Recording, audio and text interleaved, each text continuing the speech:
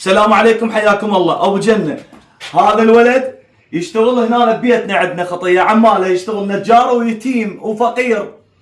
وهاي القوطيه البارحه جابها مال مشروب ابو جنة الغازي، طلع له رقم السبعه.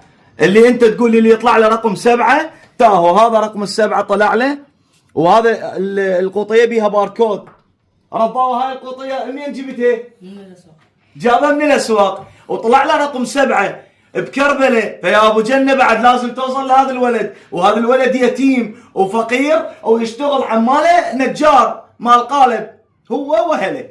فاريدك من الله ومنك توصل لهذا الولد وتعطيه السياره، لا تاكل السياره عليه. هذا رقم سبعه وانت مواعد قايل اللي يطلع له رقم سبعه انطيه التاهو. فاحنا بعد هسه ننتظر سياره هذا الولد. هسه التاهو على الفوريو، هذا عصير. شنو السياره؟ السياره اللي انت عارضها سورنتو 7 راكب. بعد ننتظر السياره مال هذا الولد، وانا راح انشر هذا الفيديو وانتظر الرد مالتك.